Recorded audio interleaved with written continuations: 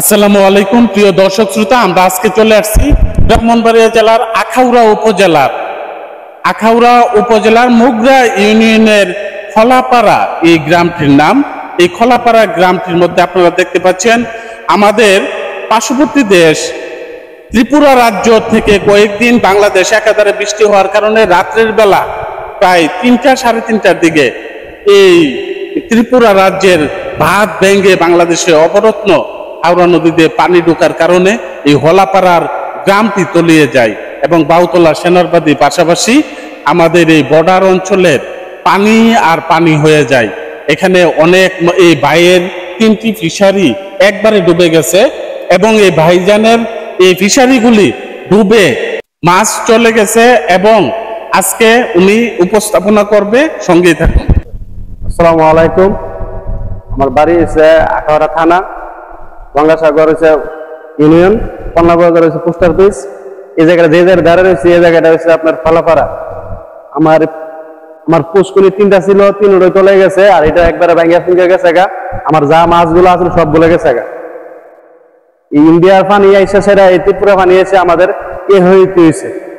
পাশাপাশি এদিকে একটা ভাঙা পড়ছে, ইটনা একটা ভাঙা পড়ছে, ওইদিকে পানি অনেকগুলো চলে গেছে। আমরা হইতে শেষ নাই।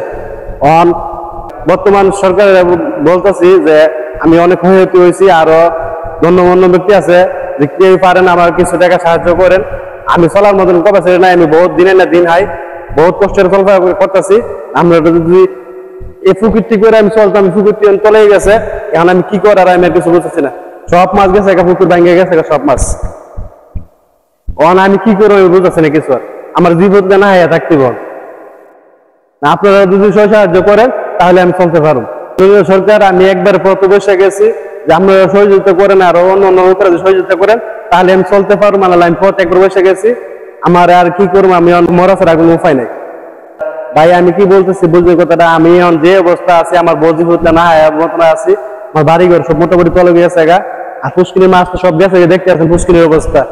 আপনারা যদি বাইরে যারা আছেন, আমার বড় ভাইয়েরা ছোট ভাইয়েরা যারা যারা আছেন, যদি কিছু মনে হয় দিবার লাগে, বাইরে কোনো উপকার করবার লাগে তো ভাই দিয়েন।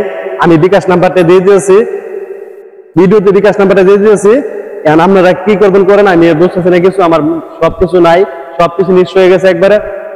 জি ভাই, আমার বিকাশ নাম্বার হয়েছে 01820830299 01820830299 01820830299 ভাই, এটা আমার বিকাশ নাম্বার দিছি আপনারা।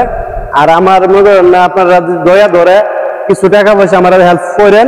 আর না দিলে দিয়েছে যারা যারা বিদেশে আছেন, প্রবাসে আছেন, ভালো ইনকাম করতেছেন, জায়গা মতো টাকা দিতে পারতেছেন না, এখানে একটা গুরুস্থানও আছে, এই পাশে গুরুস্থানটা ভাঙ্গিয়ে আছে। যে মনে হচ্ছে গুরুস্থানের সামনে দেখে মিশা কথা বলবো না, আমি ভাই বহুত পাইসেসের ভিতরে আছি যে আপনারা দয়া ধরে যে মনে ধরে না ছোট ভাই বলছে একটা কিছু হেল্প করি, তাহলে ভাই আমি বিকাশ নাম্বার দিছি, এখানে আপনারা কিছু হেল্প করেন। পরিশেষে বর্তমান সরকারের কাছে সুস্বাস্থ্য কামনা করি, আরো যে আমি আমার জন্য দোয়া চাই সবার কাছে। আর যেহেতু আমি অবশেষে বর্তমানে আমি দিয়ে সেটা আমার সংসার জীবন নিয়ে ফেলতে পারি, আমার প্রশ্ন কাজ করতে পারি, এরকম সবার কাছে আমি দোয়া চাই। দোয়া করবেন আপনারা সবাই মিলে। আমি আপনাদের জন্য দোয়া করি যে যারা আমাদের এলাকায় গেছে এরা যদি আল্লাহ ভালো রাখে, শান্তিতে সুখ কামনা করি। যারা আমার সহযোগিতা করতেছেন, আমার বিকাশ নাম্বার দিয়ে রাখছি আপনার স্ক্রিনের ভিতরে, আপনারা দয়া ধরে কিছু টাকা পয়সা দিন।